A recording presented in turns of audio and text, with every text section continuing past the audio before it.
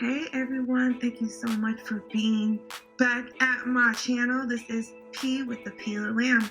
So this video I want to bring to you guys is about how to become debt-free.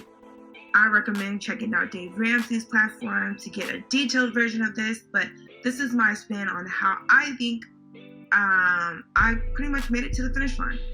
So, step 1. The biggest important thing I really will say, step 1, is to find out where you are. That means before you start paying extra or anything, sit down, pull a credit report that will have all of your loans tied to your social security number where you can see in one place. So you can have an understanding of your full financial picture. Now for me, I actually owe family members. So I had to call them up directly and figure out what my debt exactly was and add that to my listing. I think this is step 1 just because you need to know where you are, where you're starting to really understand how to get to your goal. You have to build a plan from where you're starting.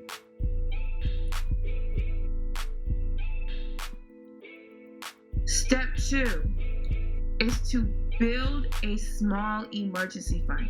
Now, I got this concept from Dave Ramsey where he recommends having $1,000 starter emergency fund. I think that this is so key because emergencies do happen, and also gives you a little peace of mind that if something does happen, you do have money set aside that is dedicated for the emergency. Now, to be honest, the second round of my debt journey, I actually only had $1,000 in my emergency fund like a few weeks. Other than that, it was probably at the 500 mark. I know for sure at the 350 mark when I had the tire extravaganza for like 2 months straight, like where a tire always like popped. So just to be transparent, I did not have $1,000 all the way through, but I made it through. But that is step 2, is to build a small emergency fund before you add any additional payments to your debt. Step 3 is to begin the debt snowball. So after you know where you are, step 1, after you build an emergency fund, step 2, a small emergency fund, step 2, you want to go to step 3, which is debt snowball. Now, this debt snowball is recommended by Dave Ramsey. I am a Dave Ramsey fan. I think that this does work, which because of this what I use. So this is where you list your debt smallest to largest. So I knocked out my smallest debt first. And with this debt snowball, you actually, every time you pay off a debt, you don't just keep that monthly amount that you paid towards that paid off debt in your wallet. No, you actually put it towards your next debt, the next one on the list. So after a while, you're having the snowball effect of all your debts that you're paid off and you're adding it to the next debt. And this is just, it really does give you motivation once you pay off something and it's like, oh shoot, I actually did it. Okay, let me get this next one. I can knock out this next one just because you've seen yourself do a debt before, pay it off, and it's just like motivation, like, oh yeah, I got this. So the next step, which is I think is another important step, is that you actually create a timeline. A realistic timeline, guys. A realistic timeline. And with this realistic timeline, you want to give yourself a final debt payoff deadline. Why? Why does that matter, P? Why do you need it? Because, I think that whenever you set a goal, when you put a deadline to it, it just becomes more real. It becomes more real, and it also allows you to see yourself when you slacken and when you've fallen off, when you know you're behind. It gives you a measurement tool. So, how do you properly give yourself a realistic timeline? Here's an equation for you guys. You're going to take your total amount of debt, divided by the amount you're able to pay towards the debt each month, and that will give you your debt total timeline. So here's an example. Say you're able to squeeze out of every check $500 and you want to throw that $500 towards your debt.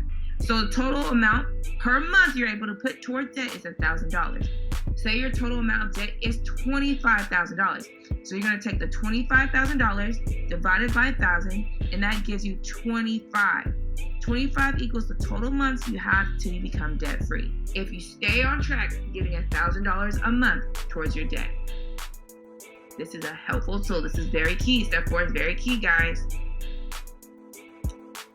Last but not least, this isn't a step. My steps are just 1 through 4. But last but not least, do not quit.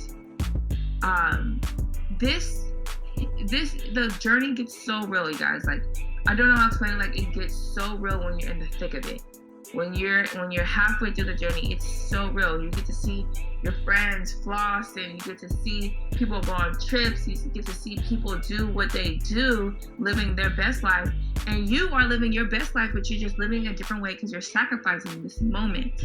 But you still have your best life. Like, God has given us so much to be able to have our health, to be able to breathe, to be able to exercise. Exercise costs no money to get our best life. You know what I mean? So we still have so many blessings that we can account for. And during this journey, it's so important that you take the time and you account for every blessing that God is giving you during the time, because it can get so easy looking at what you don't have during this journey. Guys, the key is to not quit and to be able to wake up every morning to give God thanks for what He's given you, for the blessings that you do have every day that you're on this journey.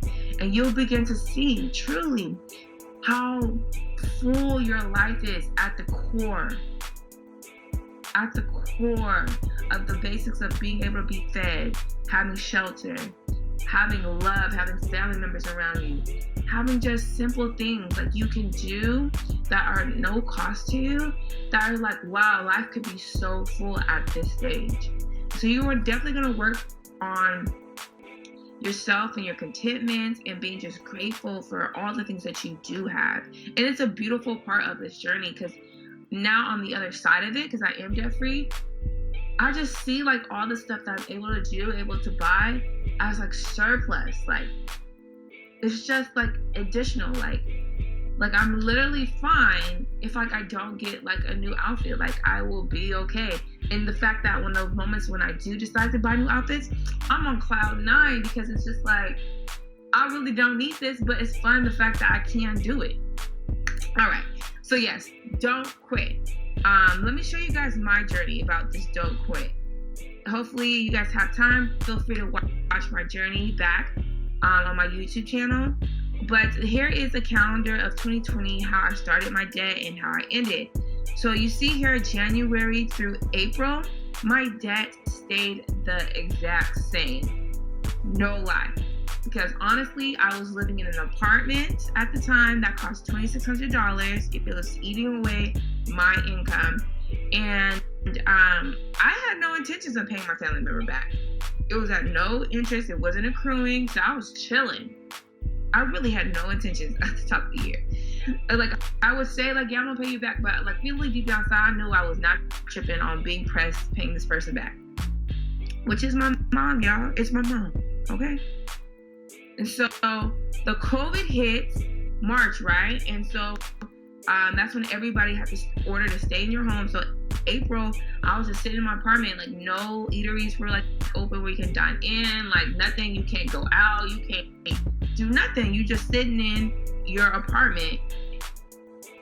And my sister just said, girl, if you don't go home and save that $2,600. So I packed up my bag, broke my lease, and I headed home. Me coming home, there was definitely some talks about this debt being paid off. So I did my steps. Step 1, sat down, talked with my mom, knew exactly what my debt was, knew exactly where I was at with her. Step 2 that we talked about. Step 2 is build a small emergency fund. Now, like I said, I never made it to, I did make it to $1,000 for like a week or two, but it never stayed full. But yes, I built me a small emergency fund. Then, step 3, it wasn't really a snowball effect for me. It was just because I only had one debt to one person. So it really was just me doing step 4, creating a timeline, seeing how much I could actually squeeze out of my income, like taking my expenses all the way down, right? How much I can squeeze out of my income to put towards this debt. And I gave myself 3 months. So when I got home, April, I was playing around, and then I included step 4, creating the timeline. July, I gave myself 3 months. I changed my tax withholding and everything. So my goal was July through September, I was gonna have this whole remainder amount, $13,500, paid off. Now, as you guys can see on my calendar, I didn't finish by September. No, I finished 2 months later, which was in November. Now, this really did get hard at times because I was just over it. And there was a point in my journey where I took a paycheck off, where I didn't pay debt. But I knew, going to that slide before this one, don't quit. I knew that me taking this break was not the end for me. I was going to get back on the saddle next paycheck. I knew that I was going to get to this finish line. Even though it took me an additional 2 months, no ma'am, I'm not giving up on myself. No ma'am, we're going to get to this finish line. So now it is officially December 2020, and I can tell y'all that I am debt free. My mom is paid in full. And I will say, Dave Ramsey does talk about the scripture that talks about the borrower is slave to the lender. And sometimes we don't understand how the scripture really comes to life. And I will say that my mom and I relationship, now that it's been like a few weeks since I paid her in full, it has shifted. Like it's just a different vibe. Like I'm not throwing no dubs, you guys. Like it's honestly a different vibe, like between my mom and I. Like it's like my shackles have been taken off, and it's not even like, I don't know how to explain it, y'all. I'm really serious. Like the relationship between my mom and I is really different. Not that I don't know if I feel grown or more adult because I am living at home, and like I'm telling you, like it's just a different feel. Like owing family money, I pray and I hope going forward is no longer in my life. If someone's in need that I love, I hope and I pray that I get myself to a financial position where I can drop $2,000 and give it to that person I love and say, don't even worry about giving it back to me, bro. It's yours. It's a gift. Do not worry about paying me back, because you guys, it really does change the dynamics. Like, and it's subtle ways. It's subtle ways that the relationship just changes, and it's just, and it could be just mental, and it could be literally just mental. But y'all, it's mentally there at the end of the day. So thank you again for tapping into my video. Please share with your loved ones the video of how to get debt free. And here's an example of a young lady who was 26-year-old who knocked out $18,000 of debt in 2020. And I want y'all to know that you can knock out your debt too. It might not be in 1 year. Your journey might take 2 years. But guess what? Your journey is your journey. My journey is my journey. And as long as you get to the finish line, that's what matters. All right, y'all. See y'all next Wednesday. Love y'all. Toodles.